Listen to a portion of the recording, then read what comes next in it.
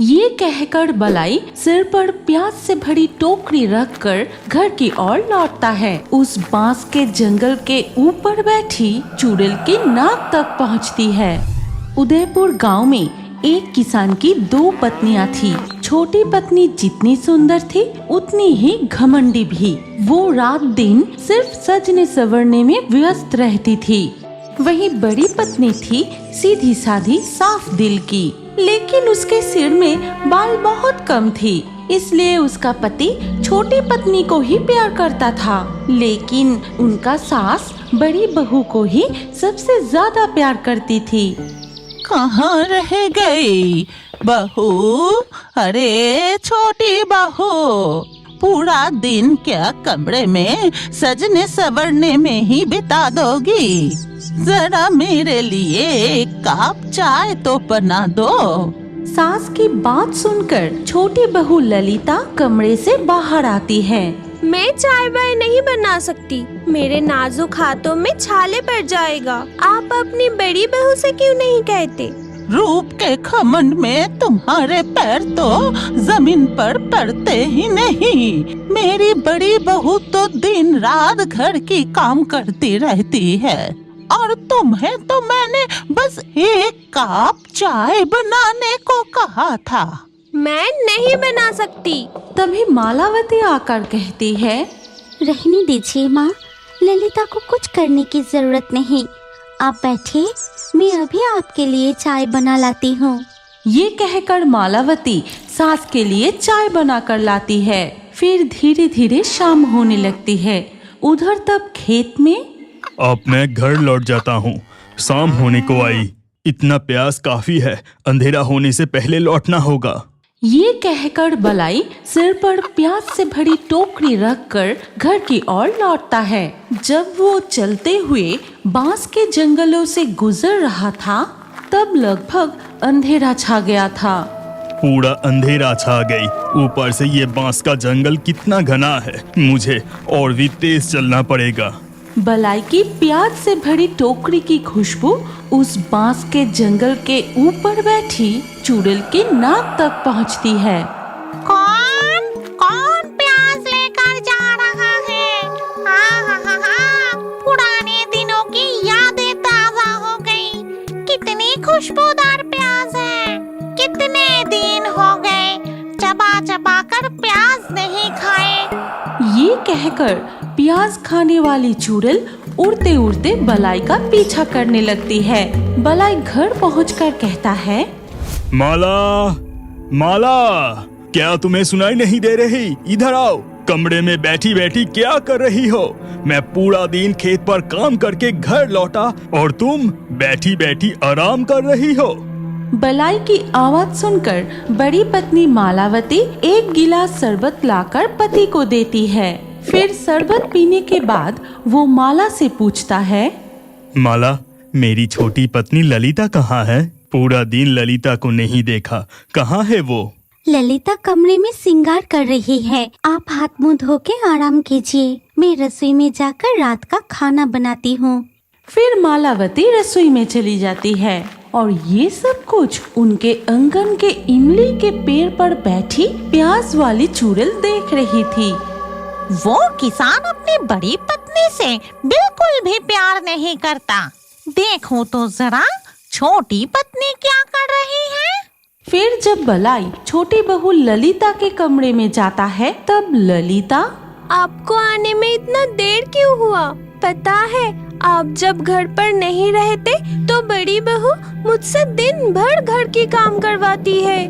मेरा शरीर एकदम कमजोर हो गया है। अगर ऐसा ही चलता रहा तो मैं मायके चली जाऊंगी। ललिता की बातें सुनकर बलाई गुस्से में रसोई में जाता है। बड़ी बहू, तुमने फिर से छोटी बहू से काम कराया। मैंने तुम्हें कितनी बार मना किया है कि छोटी बहू से काम मत करवाना। ये छोटी पत्नी बहुत झगड़ालू है। अपनी रूप का बहुत घमंड है। और ये किसान तो देख रही हूँ अपनी छोटी पत्नी को सिर पर चढ़ा के रखा है। बलाई की ऊंची आवाज सुनकर उसकी माँ भी रसोई में आती है। अरे तेरी छोटी पत्नी तो खुद के कपड़े भी नहीं धोते और उसकी बातों में आकर तू इतना गुस्सा कर रहा है। ललिता मेरे लिए एक कप चाय भी नहीं बनाती और वो करेगी घर के सारे काम। छोटी मुझे कुछ भी कहे, मुझे कोई फर्क नहीं पड़ता। आप मुझे इतना प्यार करती है, यही मेरे लिए काफी है। आप कमरे में जाकर आराम कीजिए, मैं आप दोनों के लिए चाय बनाकर लाती हूँ। इसके बाद मालावती के सास और बलाई रसोई से निकल जाते हैं। ठीक तभी इमली के पेड़ से चुड़ैल रसोई में आती है और मालावती के पीछे खड़ी मन ही मन कहती है, अब आएगी असली मजा, छोटी बहू को मिलेगी उसकी सजा। मैं खाऊंगी चबा के प्याज, यहाँ करूंगी मजे से ऐश। ये कहकर चुड़ैल मालावती के शरीर में घुस जाती है। फिर वो चूल्हे की आग और तेज करती है। मैं जाकर उस प्याज से भरी टोकरी उठा कर लाती हूँ। फिर मालावती के रूप में वो चुड़ैल प्याज से भरी टोकरी रसोई में लाकर रखती है। फिर वो चुड़ैल टोकरी के सामने बैठकर एक एक करके सारे प्याज खाने लगती है। ये कितनी स्वादिष्ट प्याज है, क्या तीखा है। इतनी बरसों बाद ऐसी तीखी प्याज खाकर मेरा मन भर गया। तभी बलाई कमरे से चिल्ला के कहता है, माला, चाय बना कि नहीं? मैं कब से इंतजार कर रहा हूँ और तुम कहाँ रह गई? पति को दिखाने का यही मौका है। मैं अभी रसोई में जाके चाय बनाकर पति और सास को देती हूँ। ललिता अपनी सास और पति के पास जाकर कहती है, देखा ना, बड़ी बहू एक नंबर की आलसी है। अब थोड़ा सब्र कीजिए, मैं अभी आपके लिए स्पेशल चाय बनाती हूँ। ये कहकर ललिता रसोई में चली जाती है। तब तक बड़ी बहू चूल्हे में तेज आग जलाकर खाना पका रही थी। तभी छोटी बहू गैस की चूल्हे पर चाय बनाने लगी। बड़ी बहू, तुम खाना पका रही हो या यज्ञ कर रही हो? ऐसे चूल्हे पर खाना पकाती तो मैं कब का तुम्हारी तरह काली टकली चुड़ैल जैसा बन जाती। छोटी बहू की बात सुनकर बड़ी बहू के रूप में चुड़ैल बहुत गुस्सा हो जाती है। तेरी बहुत घमंड है ना? अभी तुझे मजा चखाती हूँ। ये कहकर चुड़ैल मन ही मन मंत्र पढ़कर एक अदृश्य प्याज ले जाके उबलते हुए चाय में डाल देती है। लेकिन छोटी बहू को पता ही नहीं चलता। वो चाय लेकर सास और पति को देती है और जैसे ही वो दोनों चाय पिया, ये तुमने क्या बनाई है? चाय में प्याज की स्वाद क्यों है? हे भगवान, तुमने चाय में अदरक की जगह प्याज डाल दिया क्या? कितनी घटिया चाय है। थू थू। नहीं, मैं तो आपके लिए स्पेशल चाय बनाई थी। प्याज की दुर्गंध कहाँ से आ गई? और उधर बड़ी बहू के रूप में प्याज खाने वाली चुड़ैल प्याज से तरह तरह के स्वादिष्ट खाना बनाकर अपने पति और सास को परोसने लगती है। माँ, छोटी, ए जी, सुनती हो? आप सबका खाना तैयार है, खाना शुरू कीजिए। इसके बाद सभी खाना शुरू करते हैं। फिर प्याज से बनी तरह तरह के स्वादिष्ट खाना खाकर, बड़ी बहू, वाह, क्या खाना बनाई हो। ऐसे स्वादिष्ट प्याज से बने खाना पहले मैंने कभी नहीं खाया। अच्छा लगा सुनकर कि तू बड़ी पत्नी की भी तारीफ करता है। बड़ी बहू की तारीफ सुनकर छोटी बहू को बहुत जलन होती है।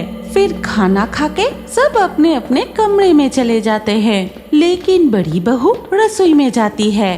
मुझे अभी भी प्याज खाने की मन हो रहा है, जाके कुछ प्याज खाती हूँ।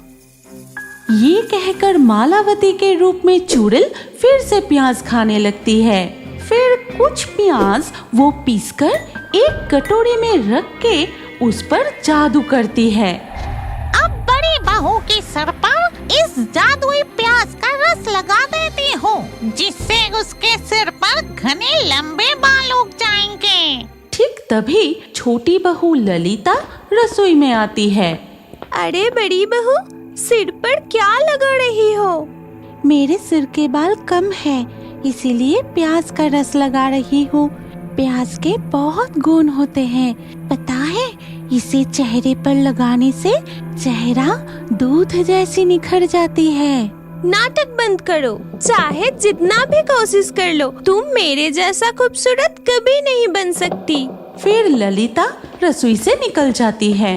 अगले दिन सुबह जब मालावती आंगन में कपड़े सुखा रही होती है, उनके घने काले बाल देखकर ललिता और बलाई हैरान हो जाते हैं। माला, माला, आज तुम बहुत खूबसूरत लग रही हो।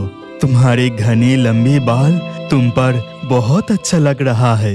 मतलब उस प्याज का रस में इतना गुण है कि रातों रात बड़ी बहू के बाल हो गए। अगर बड़ी बहू मुझसे ज्यादा सुंदर हो गई, नहीं नहीं, ऐसा नहीं हो सकता। मैं अभी चेहरे पर प्याज का रस लगाऊंगी और उससे ज्यादा खूबसूरत बन जाऊंगी।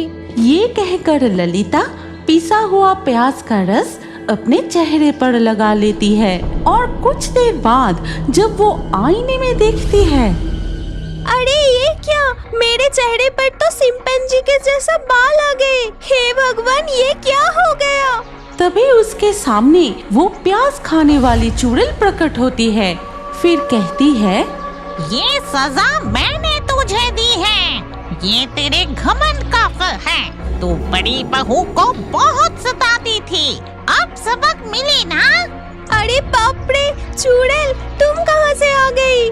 मुझसे गलती हो गई है। मैं अब कभी भी बड़ी बहू पर ईर्ष्या नहीं करूँगी। घर के सारे काम मिलजुल कर करूँगी। बस मुझे ठीक कर दो। ठीक कर दूंगी, लेकिन एक शर्त पर। मैं उस बांस के जंगल में रहती हूँ और मुझे प्याज खाना बहुत पसंद है। हर रोज मुझे प्याज देना पड़ेगा। हाँ प्याज वाली चुड़ैल, मैं रोज आपको प्याज देकर आऊंगी। ठीक है, लेकिन अपनी शर्त मत भूलना। फिर वो चुड़ैल जादू करके ललिता को पहले जैसा कर देती है। फिर वो चुड़ैल वहाँ से अदृश्य होकर बांस के जंगलों में लौट जाती है। अगर अब बड़े होकर भी खाते वक्त या रात को सोने से पहले कार्टून देखना पसंद करते हैं, तो अभी इस वीडियो को लाइक करके चैनल को सब्सक्राइब कर लीजिए और स्क्रीन के ऊपर आए इस नए वीडियो पर क्लिक करके इस नई कहानी को भी जरूर देखिए। अरे सोच क्या रहे हैं, इस कहानी को जल्दी से देखिए।